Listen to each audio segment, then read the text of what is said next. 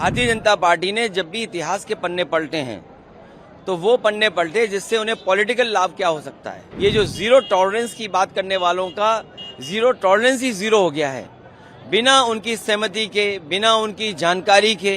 ये कैसे संभव है कि उसी जिले में वो हैं और सांसद पे के घर पर अटैक हो गया हो। इससे भी खराब भाषा इसलिए बोलेंगे क्योंकि वो विदाई का समय आ गया है। इतने वर्षों में उन्होंने कुछ काम नहीं किया। 8 साल की कोई उपलब्धि बड़ी नहीं है। बेरोजगारी बढ़ गई, महंगाई बढ़ गई, भ्रष्टाचार बढ़ गया। अगर विदेश से पैसा फंड हो रहा है तो विपक्ष के पे फंड नहीं हो रहा है। ये सत्ता वालों के पास जा रहा होगा पैसा, सत्ता वालों ने इस्तेमाल किया होगा। सुमन जी के घर पे हमला हुआ, बीते दिनों जो बयान हुआ था उसके विरोध में कर्मी सेना का कहना ये है कि उन्होंने ये किया। मैंने 23 मार्च को प्रेस के माध्यम से ये कहा था, हालांकि मेरी बात की कोई परवाह क्यों करेगा। इतिहास और इतिहास के पन्ने, चाहे हम हों चाहे भारतीय जनता पार्टी के लोग हों, हम लोगों को किसी को भी इतिहास के पन्ने नहीं पलटना चाहिए, क्योंकि इतिहास में क्या घटना घटी है हम इतिहास की उन किताबों को पढ़ रहे हैं, उसकी इंटरप्रिटेशन अपने हिसाब से कर रहे हैं। भारतीय जनता पार्टी ने जब भी इतिहास के पन्ने पलटे हैं तो वो पन्ने पलटे जिससे उन्हें पॉलिटिकल लाभ क्या हो सकता है और राजनीतिक लाभ के साथ साथ नफरत किससे फैल सकती है। कौन राजा था, कौन महाराजा था, किसने क्या किया, वो इतिहास की बात है। आज हम आगे बढ़ने की बात करें। और जो रामजिया सुमन जी के साथ घटना हुई है, निंदनीय है, दुखद है। एक दलित सांसद जो बहुत ही अनुभवी हैं, बहुत सीनियर हैं, उनके घर पर तब अटैक होना जब मुख्यमंत्री वहीं पर हैं। इसका मतलब मुख्यमंत्री जी की सहमति से हुआ है। ये जो जीरो टॉलरेंस की बात करने वालों का जीरो टॉलरेंस ही जीरो हो गया है, बिना उनकी सहमति के, बिना उनकी जानकारी के। ये कैसे संभव है कि उसी जिले में वो हैं और सांसद पे के घर पर अटैक हो गया हो। लेकिन मुख्यमंत्री ने अभी पॉडकास्ट में में बात करी, उन्होंने कहा उत्तर प्रदेश सबसे सुरक्षित और खास करके मुसलमानों के लिए सबसे सुरक्षित है। अगर उन्होंने ये भी कहा कि जहाँ पे 100 मुसलमान हैं वहाँ 50 हिंदू सुरक्षित नहीं, लेकिन 100 हिंदू हैं तो वहाँ मुसलमान सुरक्षित है। लखनऊ जैसी राजधानी में एक महिला जो अयोध्या से चल करके बनारस में नौकरी के लिए, इंटरव्यू के लिए गई और वापस अपने भाई के घर आई, उस महिला के साथ बलात्कार हुआ, उसका सामान लूट लिया गया, उसकी हत्या कर दी गई। सरकार ये दावा करती थी कि महिलाओं के प्रति कोई भी घटना नहीं होगी। उसके बाद सरकार को मजबूरी में अपना परसेप्शन, अपनी छवि सुधारने के लिए इनकाउंटर करना पड़ा। लेकिन इनकाउंटर से क्या असर पड़ा? दूसरी महिला फिर हत्या कर दी गई। इसी तरह बलिया में एक लड़की लटका दी गई, मार करके, हाथ बांध करके। इलाहाबाद में एक बेटी के साथ बलात्कार और घटना हुई।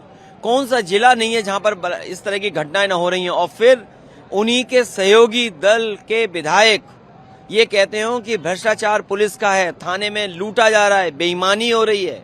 न केवल बस्ती का विधायक कह रहा है ये बात, आगरा के विधायक ये बात कह रहे हैं, और गाजियाबाद का जो विधायक है उसने तो यहां तक कहा कि जिस तरीके से अधिकारी लूट रहे हैं और अधिकारियों को वो चुनौती देते हैं कि अगर उन्हें गोली मारनी है, अगर दूध पिया हो तो उनके सीने पे गोली मार के दिखा दो, और एक विधायक उनकी कुर्सी छीनने के लिए तैयार है। तो ये जो सब कुछ हो रहा है, उस सब को छिपाने के लिए मुख्यमंत्री जी इसी तरह की भाषा बोलेंगे। इससे भी ज्यादा कड़वी भाषा बोलेंगे, इससे भी खराब भाषा इसलिए बोलेंगे क्योंकि वो विदाई का समय आ गया है। इतने वर्षों में उन्होंने कुछ काम नहीं किया। 8 साल की कोई उपलब्धि बड़ी नहीं है। बेरोजगारी बढ़ गई, महंगाई बढ़ गई, भ्रष्टाचार बढ़ गया। इन्हें अपने खास अधिकारी को उसके खिलाफ कार्रवाई करनी पड़ी। और सोचिए कब कार्रवाई कर रहे हैं, 8 साल बाद। ये केवल एक अधिकारी नहीं है, ऐसे तमाम वो अधिकारी हैं जिन्होंने उत्तर प्रदेश को लूटा, क्योंकि भारतीय जनता पार्टी ने जनता को गुमराह किया, जनता को धोखा देकर सरकार बना ली। आज जो अधिकारी उनके आसपास हैं, जिनको जिम्मेदारी दी है, वो समझते हैं, वो आज वो उन्हें बेवकूफ बना रहे हैं, सरकार को बेवकूफ बना रहे हैं। उसका परिणाम ये है कि बड़े पैमाने पर भ्रष्टाचार हो रहा है। इन्हीं की सरकार में एक अधिकारी पे आरोप लगा था कि जो उत्तराखंड में पैसा निकला है कई 50 करोड़ से ज्यादा, वो भी इन्हीं का कोई अधिकारी खासम खास था। ये तो खबरें चल रही हैं जो अखबारों में, क्या ये सब मुख्यमंत्री को नहीं दिखाई दे रहा है? और फिर जिस जिले से वो आते हैं, सूदखोर हत्या कर रहे हैं। बेटियां सुरक्षित हैं गोरखपुर में, और उन्हीं के गोरखपुर में गोरखपुर लिंक जो भ्रष्टाचार की बड़ी बड़ी बातें करते हैं। कोई कल्पना कर सकता है कि गोरखपुर लिंक 7,000 करोड़ का बनेगा? जो 2022 में शुरू होना था आज 2025 हो गई तब भी नहीं शुरू हो पाया। जिस बुंदेलखंड एक्सप्रेसवे को प्रधानमंत्री से उद्घाटन कराया गया, वो एक्सप्रेसवे बनने के बाद से आज तक मेंटेन हो रहा है, मेंटेनेंस चल रहा है। तो ये जो भ्रष्टाचार का खुलासा नहीं हो रहा तो और क्या हो रहा है? सर, आपने एक्सप्रेसवे की बात करी। मुख्यमंत्री कह रहे थे कि 1.5 एक्सप्रेसवे इतने सालों में मिला 2017 तक। दूसरी उन्होंने जो अपने 24 के चुनाव की बात करी, जिसको आप लोग कहते हैं कि 24 में जनता ने चेहरा दिखाया और 27 का चुनाव इससे पता चलता है। वो ये कह रहे हैं कि 24 में विदेशी फंडिंग हुई थी और ये जो विपक्ष ने जो संविधान या पीडीए या ये जो सब कुछ था इससे ढकोसला था, जिसको लोगों ने बाई इलेक्शन में उसका जवाब दिया। अगर विदेश से पैसा फंड हो रहा है तो विपक्ष के पे फंड नहीं हो रहा है, ये सत्ता वालों के पास जा रहा होगा पैसा, सत्ता वालों ने इस्तेमाल किया होगा। कोई कमजोर आदमी को फंड नहीं करता है। कोई फंड अगर करेगा तो लाभ लेने के लिए करेगा और लाभ सरकार में बैठे हुए लोग दे सकते हैं। और सच्चाई तो यह है कि अगर मुख्यमंत्री जी ये बात कह रहे हैं तो वो दिल्ली वाली सरकार से कहें कि जहां जहां जिस जिस देश से पैसा आया है उन एम्बेसडरों की एम्बेसी पर बुलडोजर चलाएं मुख्यमंत्री जाकर के। हमारे उत्तर प्रदेश मुख्यमंत्री जी को वीजा लगवाएं। जिस देश से पैसा आया है भारत में, उस देश में जो हमारे भारत की एम्बेसी है उस पे योगी जी को भेज करके बुलडोजर चलवा दो।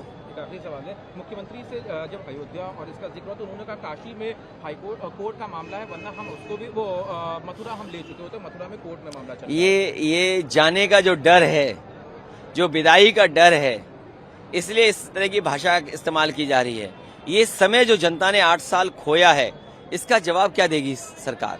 8 साल खो दिया, बेरोजगारी बढ़ गई, महंगाई बढ़ गई, बिजली महंगी हो गई, असुविधाएं। आज तो उत्तर प्रदेश में जो विकास की गति होनी चाहिए थी, जो आपकी जीडीपी होनी चाहिए थी, जो पर कैपिटा इनकम होनी चाहिए, जो इन्वेस्टमेंट होना चाहिए था, वो कहाँ दिखाई दे रहा है?